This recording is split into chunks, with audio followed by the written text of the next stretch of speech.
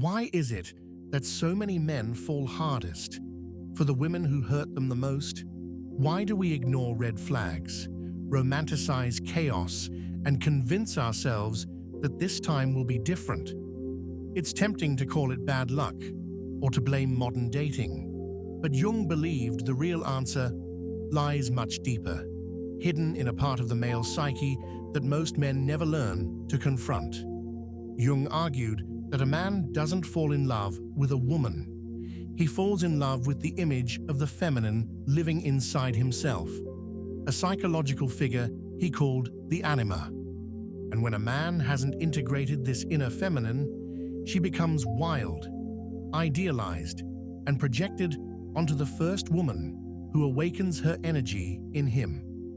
This is why some women feel magnetic, irresistible, almost fated, even when they're clearly wrong for us, because in that moment, we aren't seeing her. We're seeing ourselves, our wounds, our fantasies, our unmet emotional needs, reflected back at us.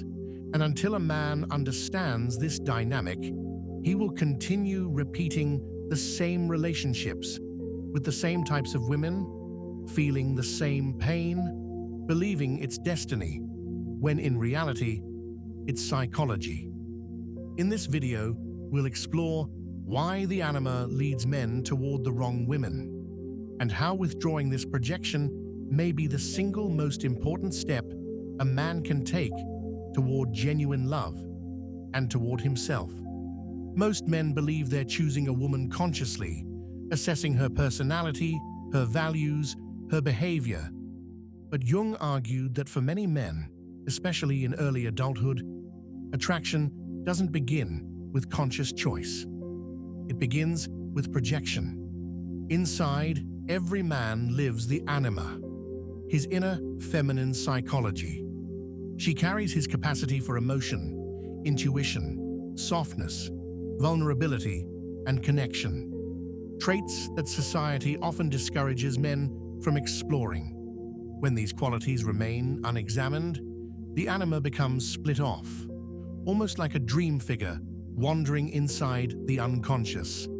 And Jung warned, what we refuse to meet within ourselves, we inevitably seek outside ourselves. This is why certain women feel strangely familiar, as if you've known them forever, even though you just met. Why some women instantly trigger longing, obsession, or a powerful emotional charge. It isn't fate, it's the anima attempting to return home, through the only path she has left: projection. The man sees her beauty, her mystery, her energy, but he doesn't realize he's also seeing his own unlived emotional life. He feels drawn to her because, unconsciously, she carries parts of himself he's lost contact with. This creates a dangerous illusion. The woman becomes softer than she really is, kinder than she really is, deeper than she really is, more compatible than she really is. Not because she intends to deceive, but because the man's mind has already filled in the missing pieces.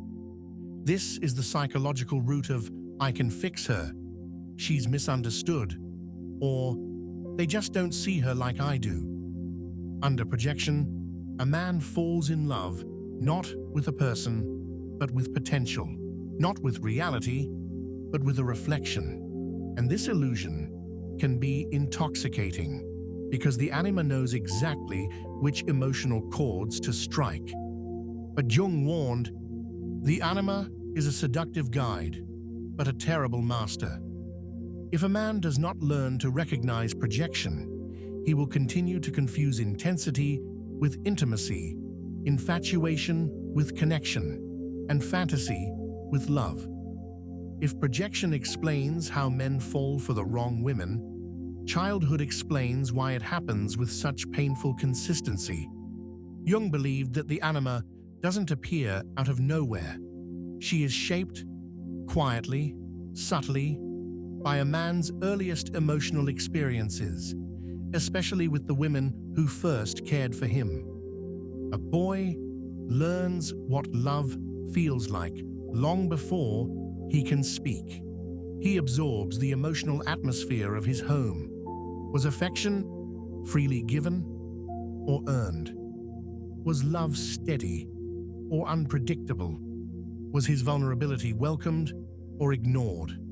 These early answers become the blueprint for his adult relationships.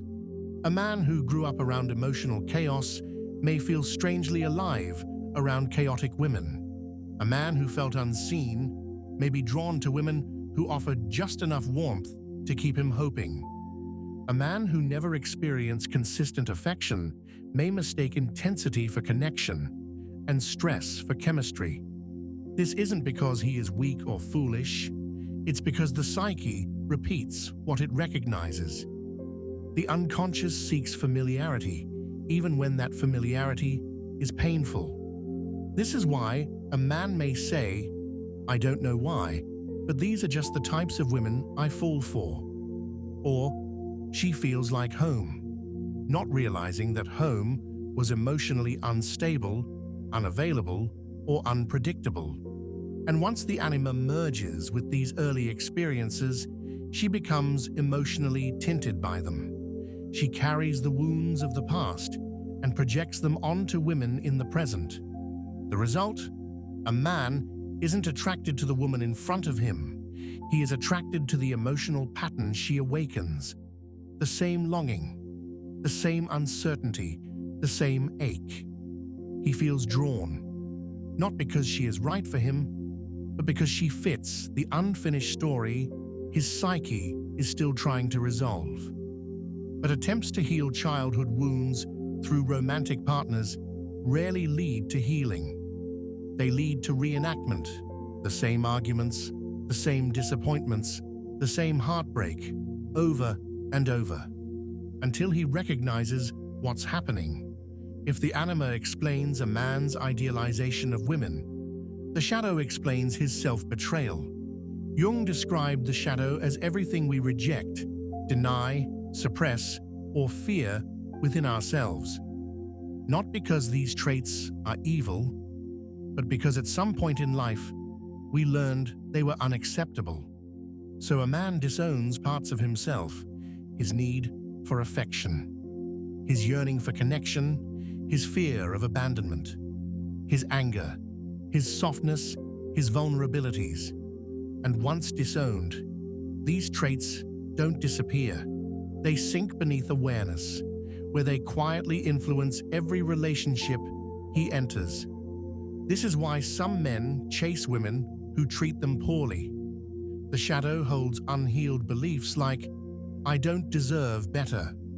Why some men lose themselves in relationships, the shadow whispers, "Your needs don't matter." Why some men cling to intensity instead of peace. The shadow confuses chaos with love, because chaos is what it learned first. And most dangerously, the shadow blinds a man to his own patterns. He thinks he is choosing a new woman each time, not realizing he is choosing the same emotional dynamic, dressed in a new personality. Different name, different face, same wound. This is why men often say, "I don't know why the same thing keeps happening to me," or "All my relationships end the same way." It isn't because he hasn't found the right person. It's because he hasn't found the right parts of himself. The shadow ensures repetition until recognition, and the more a man denies his emotional needs, the louder the anima becomes, pulling him toward women who embody the very qualities he refuses to face within. Some men call this chemistry, but Jung would call it fate, created by unconsciousness. Only when a man turns inward, meeting his shadow instead of running from it, does something remarkable happen. The magnetic pull toward the wrong women weakens, because the psyche no longer seeks healing through repetition. It seeks healing through awareness. If a man's suffering in relationships begins with projection, it ends with withdrawal of projection. The moment he stops using women as mirrors for the parts of himself he refuses to see.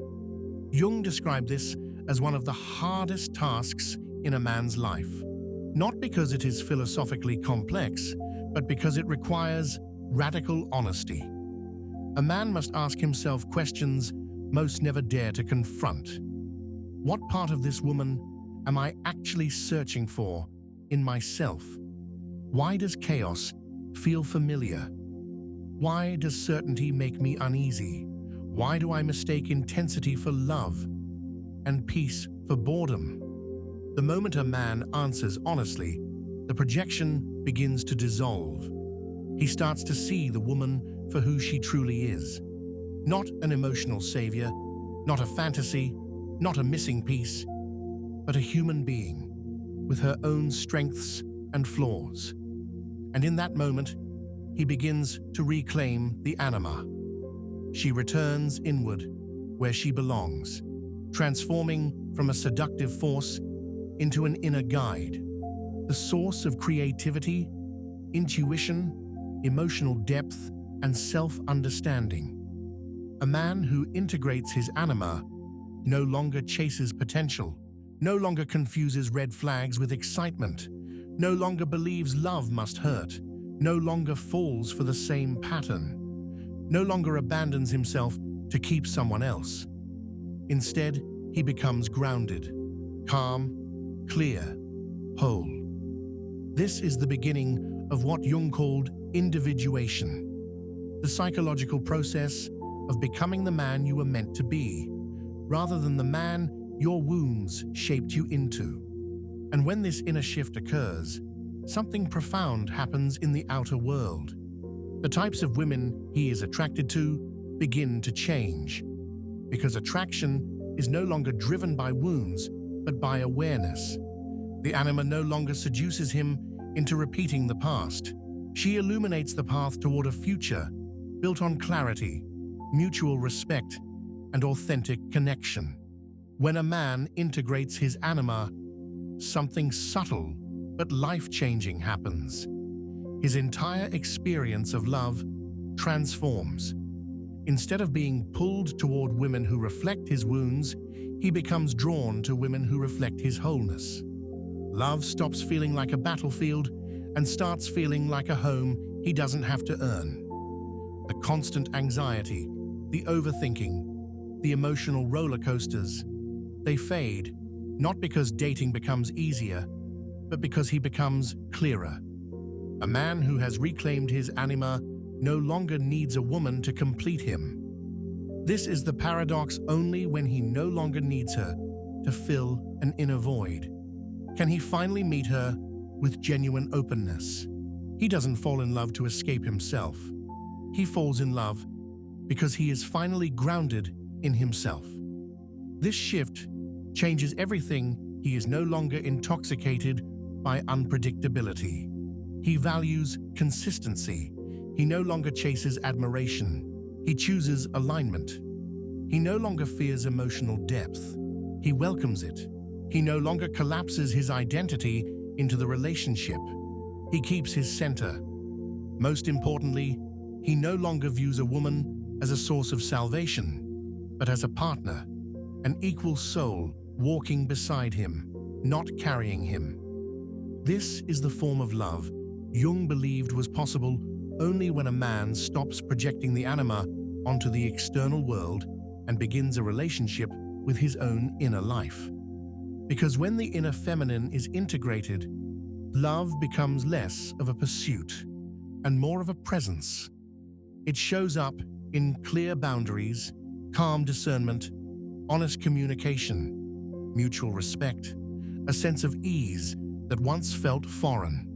It shows up in the kind of connection that doesn't demand intensity to feel meaningful.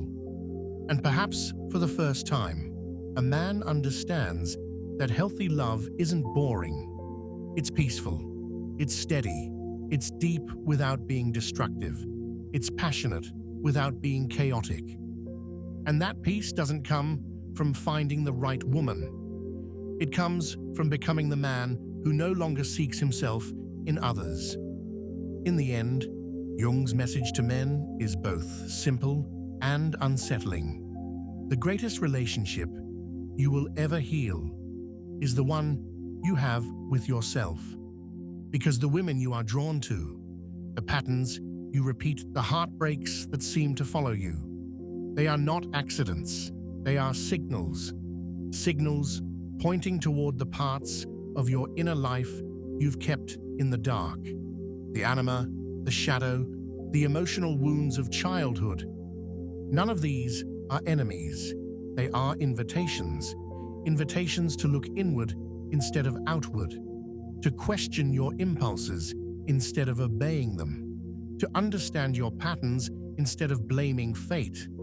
Most men search for the right woman. Jung believed the wiser path is to search for the right self, because once a man integrates the parts of himself he has avoided, he stops falling for the wrong women, and the wrong women stop feeling like destiny. He becomes sovereign, centered, capable of love without losing himself. And perhaps this is the quiet truth behind every failed relationship, every painful attraction, every moment of confusion in dating. Life is not punishing you, it is preparing you. Preparing you to meet the woman who matches your wholeness, not your wounds, and preparing you to become a man who doesn't just seek love, but is finally ready to receive it.